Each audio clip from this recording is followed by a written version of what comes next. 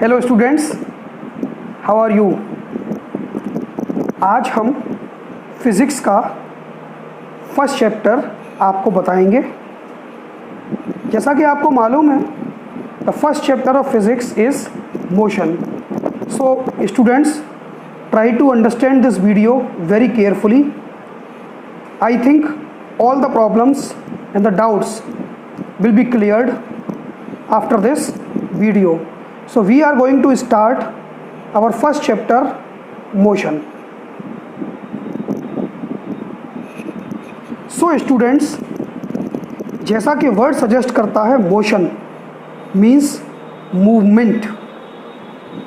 सो आपने अपने चारों तरफ बहुत सारी चीज़ों को देखा होगा। कुछ चीज़ें आपको चलती हुई दिखाई पड़ती हैं, कुछ चीज़ें आपको रेस्ट पे मालूम पड़ती हैं। ये आपका व्यू है, but physics takes it in another way. So first of all, before starting motion, I will tell you some technical words which will help you to understand what is motion. So, a normal definition is this: a body is said to be in motion when its position changes continuously with respect to a stationary object taken as a reference point. I'm repeating, a body is said to be in motion when its position changes continuously with respect to a stationary object taken as a reference point. आप इसको ऐसे समझ सकते हैं कि आप किसी body को एक रेफरेंस पॉइंट लेते हैं और उसके रेफरेंस में कोई दूसरी बॉडी अपनी पोजीशन को कैसे चेंज करती है, उसके आधार पर हम ये बताते हैं कि कोई बॉडी मोशन में है या फिर रेस्ट में। सपोज़ आप किसी कार में बैठे हैं और उसकी स्पीड 60 किलोमीटर पर आवर है, एंड एक और दूसरी कार आपके ही साइड में 60 किलोमीटर पर आवर की स्पीड से आपके ही डायरेक्शन में चल रही है। मीन्स आप एक ही रोड पर एक ही डायरेक्शन में एक ही स्पीड से अगर 60 किलोमीटर पर आवर की स्पीड से चल रहे हैं तो आपको मोशन होता हुआ दिखाई नहीं पड़ेगा। इसको दूसरी तरीके से समझते हैं कि अगर हम कहीं पर भी रेस्ट पोजीशन पर, जैसे आप इस फिगर में देख रहे होंगे, हाउस है और ट्री है, ये दोनों एक दूसरे के रेफरेंस में मूव नहीं कर रहे हैं, तो ये रेस्ट पर माने जाएंगे। आप कहीं पर बैठे हैं और आपके बैठे हुए चारों तरफ जितनी भी बॉडी आपको चलती हुई दिखाई नहीं पड़ती हैं, it means they are at the rest. So अब मोशन दो तरीके का हो सकता है। कुछ चीज़ें बहुत तेज़ी से चलती हुई दिखाई पड़ सकती हैं और कुछ चीज़ें बहुत धीमे धीमे चलती हुई दिखाई पड़ सकती हैं। सो अगर कोई चीज़ बहुत तेज़ी से चलती है तो आपको मोशन ईज़िली आइडेंटिफाई हो जाता है, बट अगर कोई बॉडी बहुत स्लोली मूव कर रही है तो आपके लिए मोशन को आइडेंटिफाई करना ईजी नहीं होता।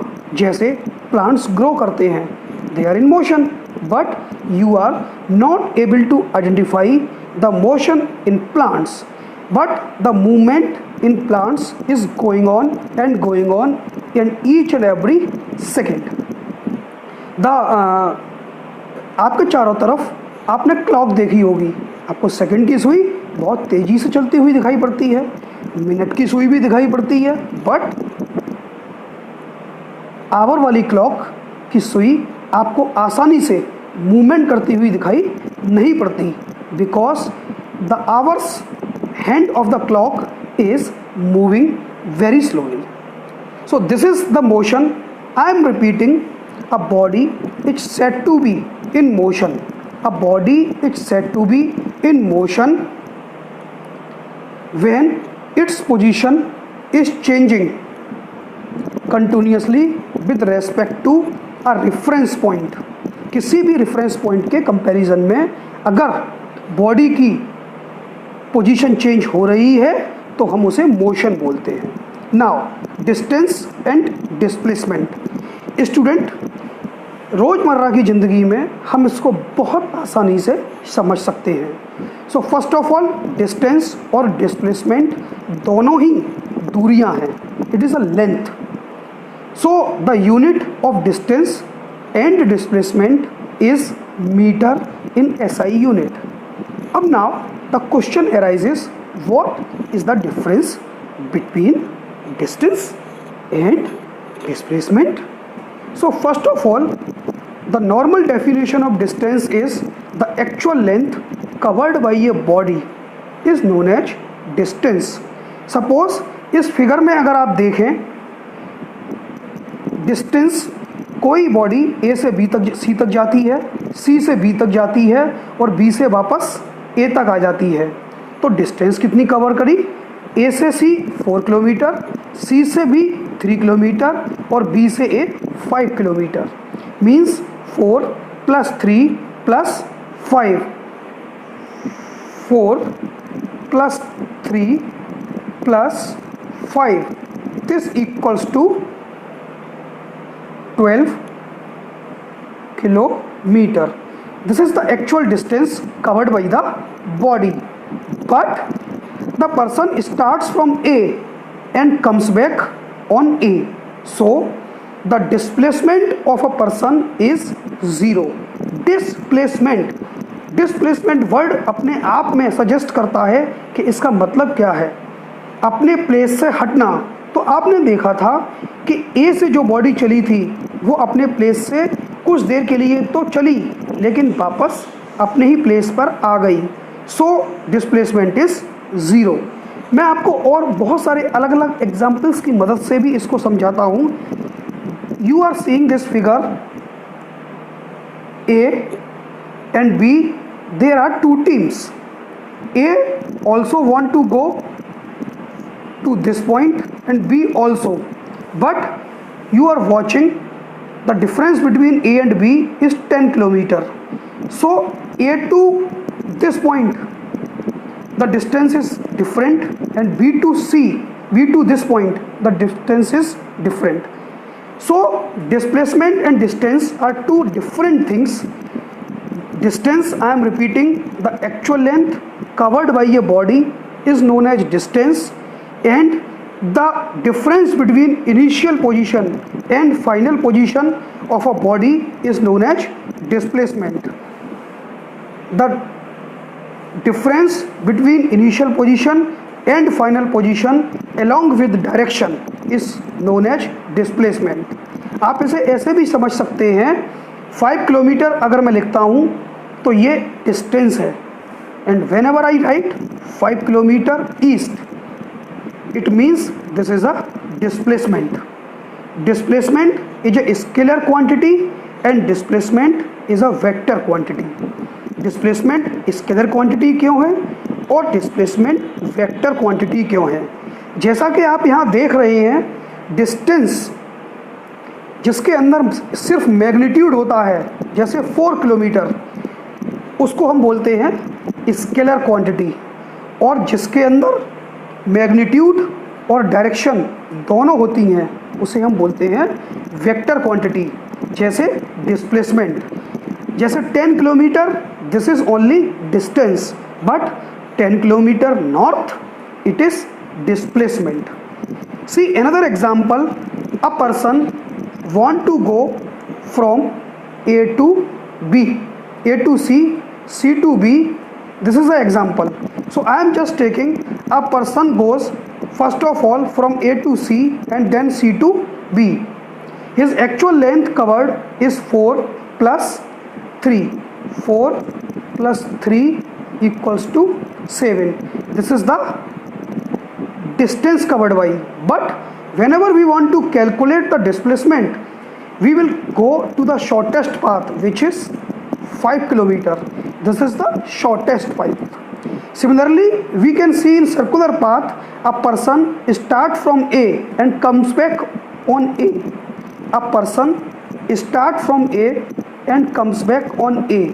The distance covered is 2 pi r. equal to the circumference, but the displacement is 0. I think all the fundamental will clear about distance and displacement. Suppose आप जहाँ रहते हैं, आप कहीं पर भी जाएं, पूरे शहर में घूम के आएँ और वापस घर पर आ जाएं, तो आपका डिस्प्लेसमेंट 0 होगा, बट डिस्टेंस जहाँ जहाँ जितने जितने मीटर या किलोमीटर आप गए होंगे वो आपका डिस्टेंस कवर्ड होगा. सारी डिस्टेंस आपको ऐड करनी होगी तभी आपको डिस्टेंस मिलेगी. Here is another sample problem. First, a man travels a distance of 1.5 kilometer east, 2 meter towards south and finally 4 meter towards east. So just they want to know what is the distance covered. We will see in this figure. First of all, the distance covered is 1.5 plus 2 plus 4.5 equals to 8 meter. But wherever we will calculate the displacement, there is another way. We have to see, first of all, A to B is 1.5 meter, then he moved B to C, then he moved C to D, but the actual displacement is A to D, which will be calculated. We will measure by a scale and we will find out this 6.3 meter. So I think you will understand distance and displacement. In next chapter, students, we will go for next uniform motion and non-uniform motion. Subscribe the channel Prem Public School and watch the video carefully. If you have any problem, then contact on my personal number. Note down my personal number 9759226664. I repeat 9759226664. Thank you very much. देखूं अब play start recording चालू हो गई.